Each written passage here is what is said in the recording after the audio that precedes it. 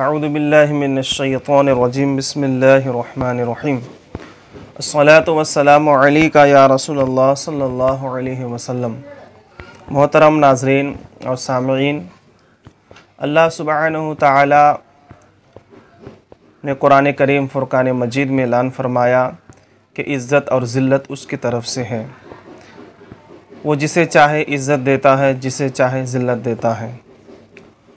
और हर मोमिन, हर मुसलमान, हर इंसान चाहता है कि मेरी इज़्ज़त हो और वो इज़्ज़त की ज़िंदगी गुजारना चाहता है। उसके लिए हमें कुछ करना है, तब इज़्ज़त मिलेगी। यानी हमारे आमाल, हमारी हरकत, हमारी सकनात, हमारे किरदार, हमारे कैरेक्टर, हमारे अफ़आल, हमारी आमाल ऐसे हों जिसकी वजह से अल्लाह अपने फ़ज़ल व करम से हमें इज़्ज़त दे। सिर्फ़ इज़्ज़त चाहने से इज़्ज़त नहीं मिलती है, बल्कि इज़्ज़त पाने के लिए कुछ करना पड़ता है। हम अगर इज़्ज़त की ज़िंदगी चाहते हैं और इज़्ज़त हासिल करना चाहते हैं तो उसके लिए ज़रूरी है कि हम अल्लाह उसके रसूल की इज़्ज़त करें, साथ में अल्लाह के मखलूक और अल्लाह के बंदों की भी इज़्ज़त करें। यानी जो दूसरे की इज़्ज़त करता है, अल्लाह उसको इज़्ज़त देता है। जो दूसरों की पर्दापोशी करता है, अल्लाह उसके ऐबों पर पर्दा डालता है। तो अगर हम इज़्ज़त के ख्वाहिश हैं और हम चाहते हैं कि हमारी भी इज़्ज़त हो, तो हमारा काम है कि हम दूसरों की इज़्ज़त करें। जो दूसरों की इज़्ज़त को पामाल करता है, पाश करता है, जो दूसरे की इज़्ज़त पर कीचड़ उछालता है या दूसरे की इज़्ज़त का ख्याल नहीं करता है, तो फिर उसको कभी इज़्ज़त नहीं मिलती है। इज़्ज़त कमाने के लिए और पाने के लिए पहले ख़ुद को इस बात के लिए आमादा और तैयार करना है और अपने को इस राह पर लाना है कि हम दूसरे की इज़्ज़त करें। खुलासा कलाम, जो दूसरे की इज़्ज़त करता है, अल्लाह उसको इज़्ज़त देता है।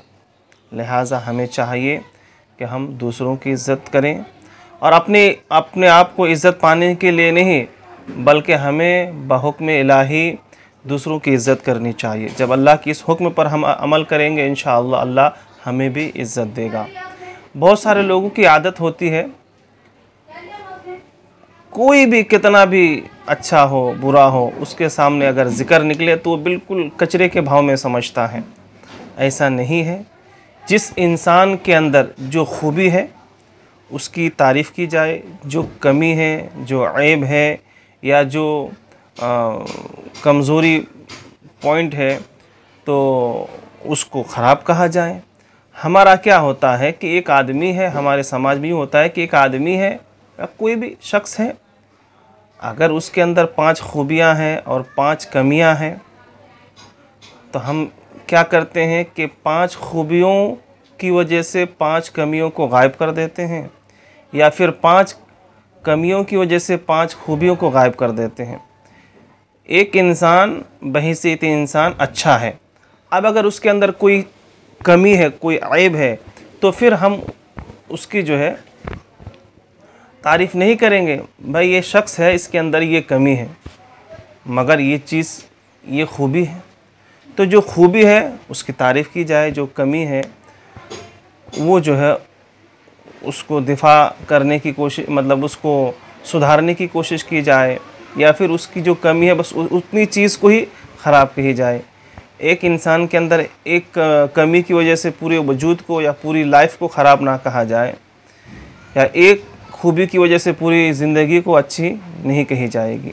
खुलासा ये है कि जो इंसान के अंदर जो चीज़ की कमी है उसको बुरा कहा जाए, उस चीज़ को बुरा कहा जाए, और जो चीज़ अच्छी है उसकी जो तारीफ़ की जाए।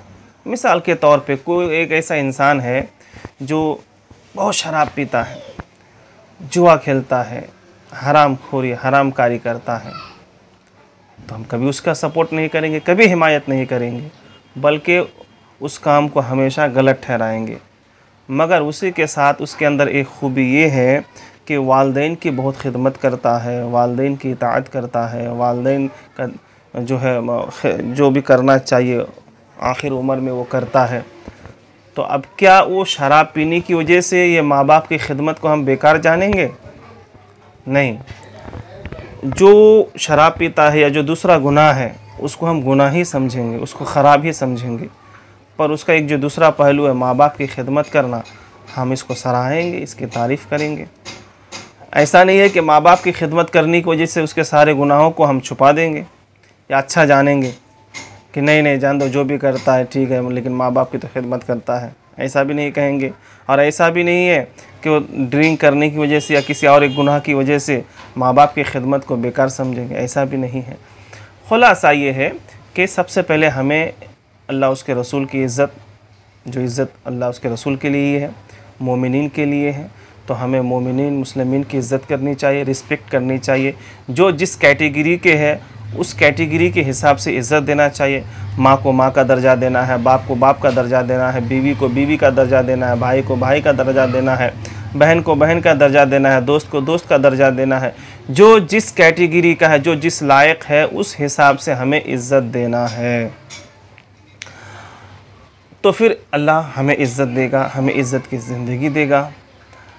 और जिसके अंदर जो ऐब है, जो कमी है, जो गुनाह है, हम सिर्फ उसको ही बुरा कहेंगे और उस बुराई की वजह से उसके सारे नेक काम को हम बेकार नहीं समझेंगे, या किसी नेक काम की वजह से सारे गुनाहों को अच्छा समझेंगे, ऐसा भी नहीं है। तो हम एक दूसरे की इज़्ज़त करें, एक दूसरे का रिस्पेक्ट करें, एक दूसरे का ख्याल करें। बहुत सारे लोगों की आदत ये होती है कि उसके सामने जब किसी का ज़िक्र करो तो वो तिलमिला जाता है। क्या पता उसको दूसरे की तारीफ़ सुनना पसंद नहीं है, या दूसरे को आगे बढ़ना पसंद नहीं है, या दूसरा कोई अच्छा काम करे तो इसको पसंद नहीं है। कुछ लोग ऐसे समाज में होते हैं, लेकिन याद रखिए ऐसे लोगों की कभी इज़्ज़त नहीं होती है।